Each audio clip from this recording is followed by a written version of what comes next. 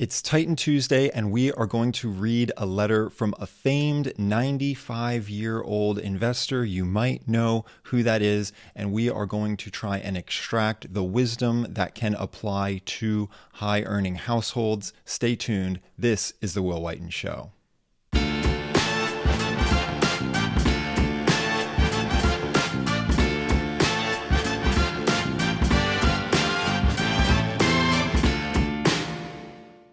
So, as you may have guessed, Warren Buffett, famed investor, wrote a letter yesterday to all of his shareholders. This is what he's calling his Thanksgiving letter, and I'll give you a brief background for those that aren't up to speed. Warren Buffett had announced this year that he is stepping down from the CEO role of Berkshire Hathaway, the company that he's led for some 60 years. That's 6 decades. And he has been arguably one of the most successful, if not the most successful investors of our generation. Now, he's stepping down as CEO. He's going to remain on as chairman. He's naming his successor as Greg Abel, who's been with the company for a long, long time.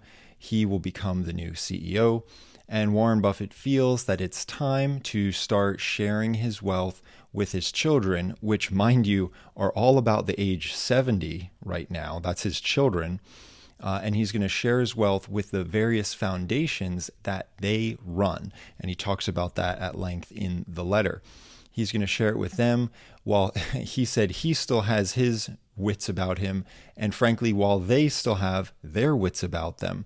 He doesn't know how long he'll live, but he'd rather see the money put into the foundations now while he knows that his children can put it toward the good works that they see fit. And he accepts that it's a very difficult job.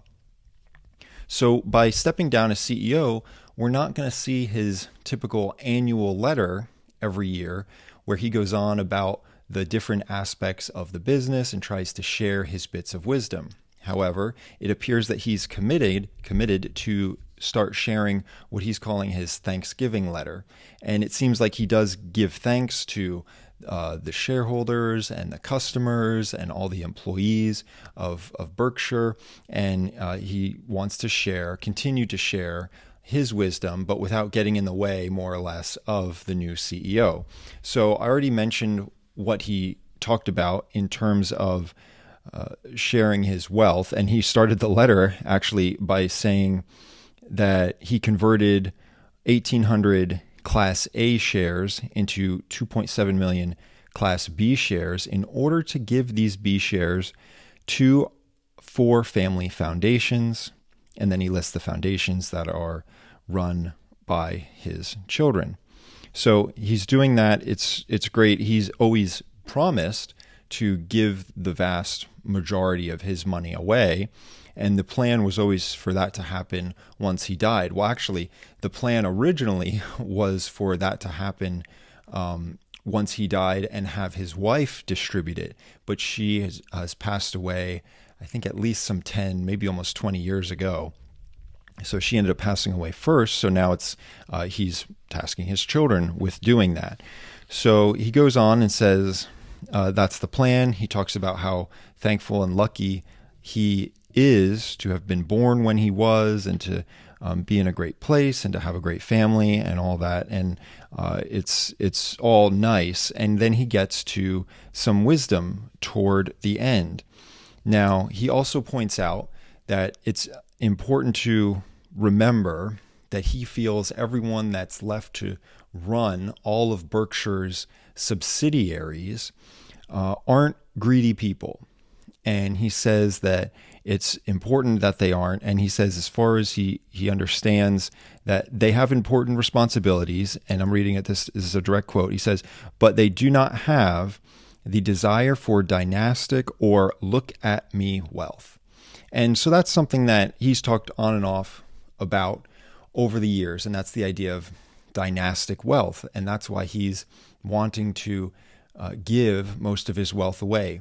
He's keeping enough for his children to inherit such that they can be taken care of, but he's getting to the point that they wouldn't be inheriting hundreds of billions that could tide not only them over, but their children and grandchildren and their great grandchildren, right? So he's trying to get ahead of it and dilute it a bit, such that they still have enough that they can live perfectly comfortable and wealthy lives, but not so much that they could, perhaps wield, wild power and, like he said, dynastic wealth.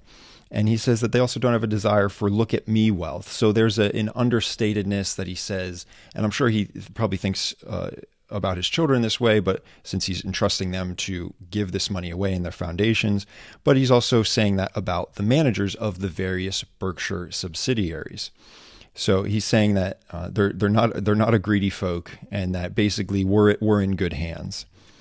He also gives a caution to investors, and he says our stock price will move capriciously, occasionally falling 50% or so, that's 50, as has happened 3 times in 60 years under present management himself.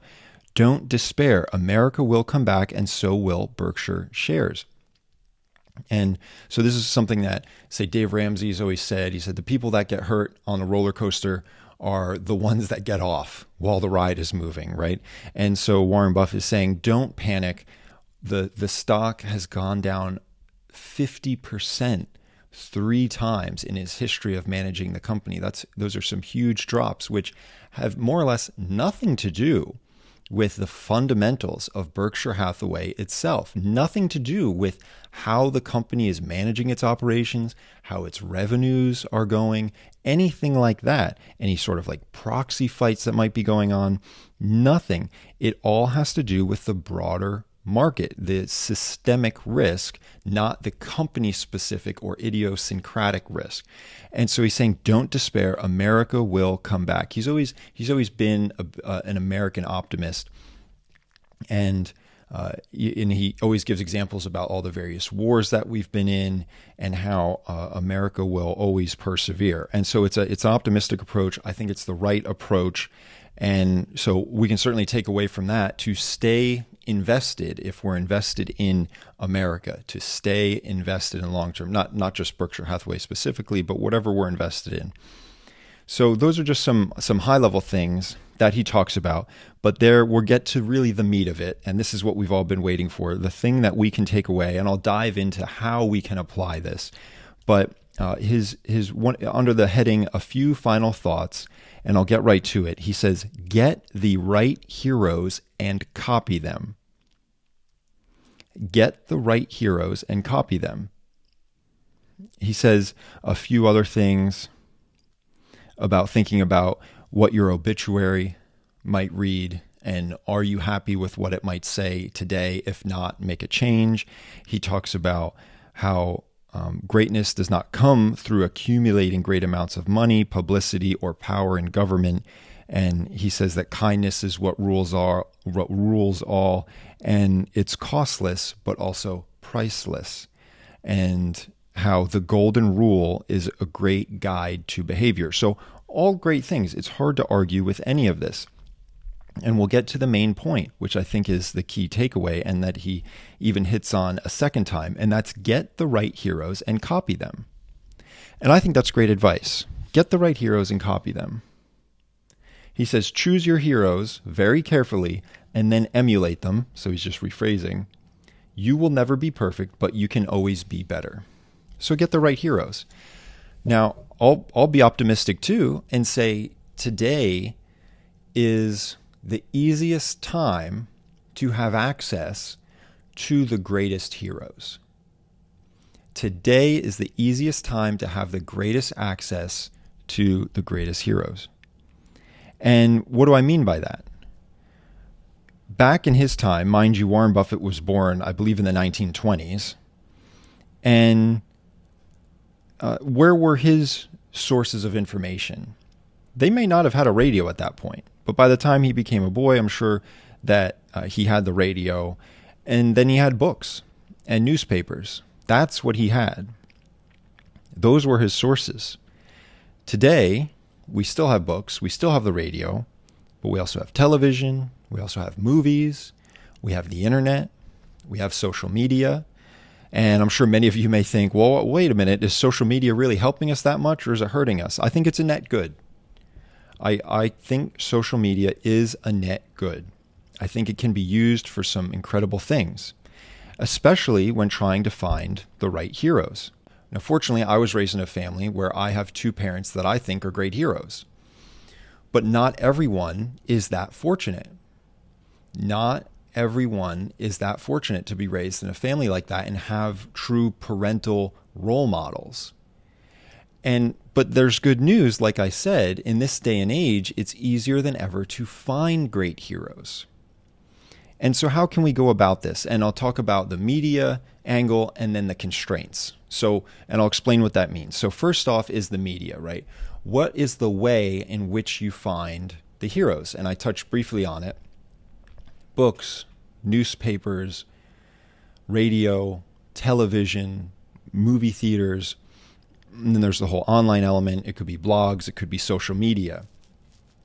Now, at the same time, we're probably now inundated more than ever with anti-heroes or people that just fall in the middle. There's content that is just a waste of time. It doesn't necessarily hurt us, but it doesn't help us. It's just, it just takes our time, which is just, a net negative. So how do we go about finding those heroes? Well, we have to wade through a lot of the mess. And I'll give you an example. I used to watch a ton of movies. I really enjoyed movies, but it got to the point, and I'm still very young, but this was 15 years ago, and I started to not like many of the movies that were coming out. I just wasn't enjoying them as much. There'd only be a handful every year that I'd really care to see, and then, some of those were great, some of those were whatever. I just wasn't seeing many movies that were so great. And so I started going back in time, and I said, well, I'll start to look for what great movies were before I was born. And I started with a top 100 list of all-time greatest movies, and some of those were great, some weren't. I started looking at which movies were won Best Picture, nominated for Best Picture, and I quickly found many of those aren't great. Some were, but many not. And so you would think, okay, was I smart enough to then give up on movies as a means of pure entertainment, but then also learning and looking for heroes and looking for characters to emulate? And I just went right for books, and I found the solutions in books. I wasn't that smart. I looked at TV shows and tried to find great TV shows. I soon found that to be empty. I tried to find podcasts, didn't have luck with podcasts. I looked at old radio shows created in the 1930s and 1940s. Didn't find a ton of luck there. There's always some great examples that were very enjoyable that I could learn from and whatnot, or just enjoy as pure entertainment. But I still wasn't getting there. And I quickly realized that probably, and I don't have this proven out, it's not scientifically proven, but 99% of what is created is not valuable. It doesn't add to the conversation. It's not valuable from an artistic point of view. It's not giving knowledge that I can act on, right? And that's the most important thing, right? Getting knowledge is one thing, but if I'm not acting on it, then it's no different than I've not gotten the knowledge to begin with. So getting knowledge that I can act on and implement is important. And I've settled on books. And I've settled on books as a key. But the same rule applies. Many, many books are a waste of time. They're awful, they're not enjoyable, they don't add value. And I believe there was a podcast, and I'm losing his name right now, but his initials are PBD, and he always says the PBD podcast, and he had an example about how he has many people in his life that are often recommending him books, and he gets a bit annoyed by it. And he says, and these are from people that don't maybe know him as well or haven't known him as long. And he's like, how do you know that I would find value from this book? Even if the person recommending it found value from the book, and if they think it's the greatest book of all time, maybe they're at a different point in their life than he is. Patrick Bet David, that's his name, PBD, Patrick Bet David. And so he said, I have a limited amount of time, and there are so many great books to read. I already have a list of 20 solid books that I feel will advance me to the next level that I need. So why would you, Joe Schmo, be recommending a book to me? I could have read it, or it is a great book, but you don't know me and it might not apply to my situation. Or you, recommender, actually aren't that discerning of a book selector, and what you're recommending wasn't of value to you and it won't be of value to me. And so time is limited. And so it is more crucial than ever, getting back to what Warren Buffett said, to find these heroes and be very discerning about it and make sure that we're dedicating our time to the ones that really matter. And I'd say by and large in book form. I think book form is the way to understand this, preferably written. Audiobooks are okay too, but preferably written. Because you can take time with a written book. You can pause and think about what was said. I feel like with an audiobook, I don't typically pause it. It's normally just trying to get through it. So that's where constraints come in. So there's obviously the time constraint to get through what are the true greatest works to accomplish what you need to accomplish. And now I think there's probably a very core set of true great works. I think there is a factual list of books that will benefit most people, that everyone should read.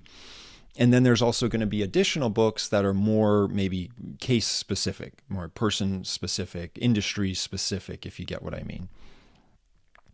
But so there's a constraint.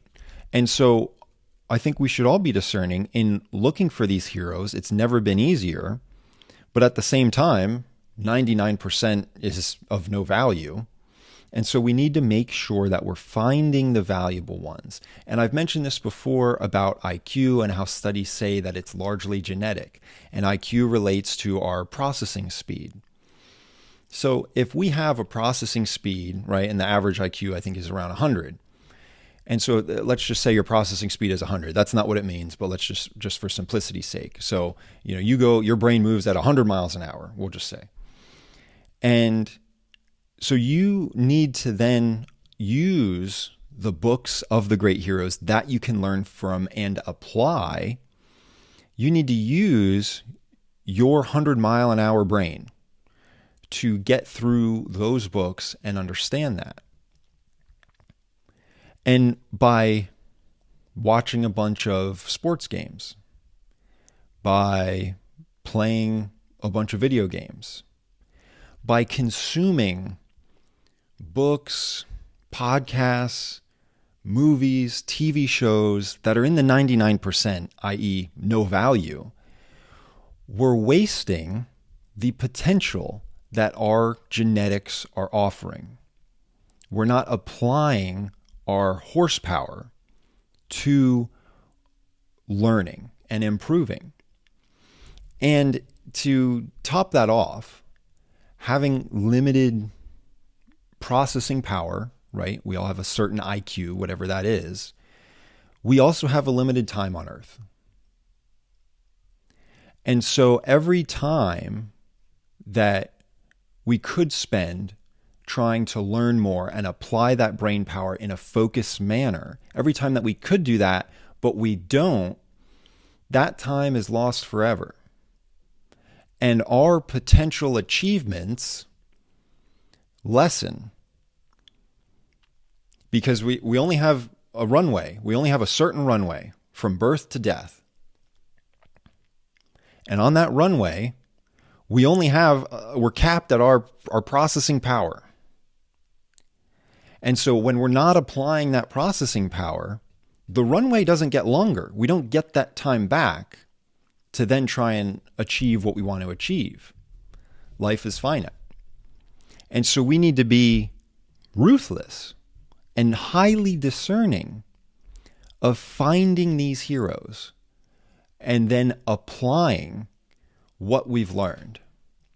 And now, obviously, I'm not saying be a complete maniac.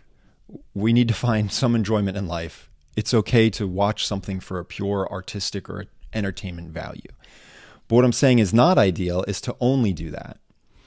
And I think what we should do is recognize the biological reality of human beings and how there's a finite life and a finite capacity to obtain information, and make sure that we're acting appropriately, acting in the way that we can to learn these traits of great people of the current and past and try and apply them to make our life better. And this isn't just, I'm not just talking financial, this could be in your relationships, and this could be in your health, right? It can be in whatever you're aspiring to improve. And that's what we should do. We have to get the right heroes and copy them. And then I'll just make one more note. Also acknowledge that when we're trying to copy our heroes, right? Warren Buffett, famous investor, highly successful. In his biography, I read that there's examples where he would go to a neighbor's house for a dinner party with his wife, right? Kind of adults' night out. They go to a neighbor's to have dinner, and they would all kind of sit down, but he would have a briefcase with him with financial reports. And he would say, I'm going to be in the other room reading these. Right? So for the women out there, think of this as your husband. This is your one night out, and you want to hang out with this other couple that you're friends with and have a nice dinner. And your husband says, yeah, that's all nice. See you later. He shows up, but he's not present. So there's traits that we can read into these people that we don't like and try and avoid those. And there's traits that we can read in and try and emulate. But at the same time, recognize what you can emulate and what you can't. If you want to emulate the work ethic and focus of Warren Buffett, you can, but it will come at a cost. It is a zero-sum game. Your time is a zero-sum game. If you take time to do that, you're taking it away from doing something else. In that case, socializing with neighbors and being with your wife. And it's not uncommon. There's many, many successful billionaires, CEOs that have had failed marriages. They have an insane, intense focus. It's well documented that they have intense focuses in their companies. Jeff Bezos, Steve Jobs, Bill Gates, Warren Buffett, Elon Musk, the list goes on.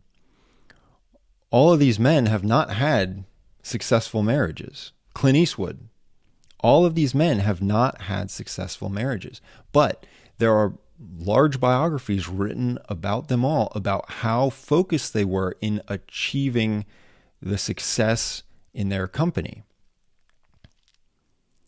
And so you can take that as a trait and say, I want to emulate that, but understand that you can't just take on that trait and then also take on a trait of someone who really didn't have much success in a company, but had phenomenal success with their marriage and raising their kids, and say, well, I'm going to take on both of those traits. It's not going to work. You're going to run out of time. So we have to learn from them and practically apply what we can, but recognize the constraints. So that, I think, is the takeaway. Warren Buffett, obviously very successful. It's great that we still get to hear from him in these shorter letters instead of the annual letters. And we'll wrap up there with the takeaway to get the right heroes, right? Wade through the masses of junk that are produced every year in all media and all formats, right? I think books are probably the best format, but again, a lot of junk. So you have to really be discerning and seek out the heroes that you want to emulate. It's easier now than ever, and learn from those traits that they have and see how you can realistically apply them within the constraints of your life to be more successful in the area which you desire. So I think that's the takeaway. That's at least what I found to work for me and what I continue to strive to do. So that's it for this Titan Tuesday. Have a good night.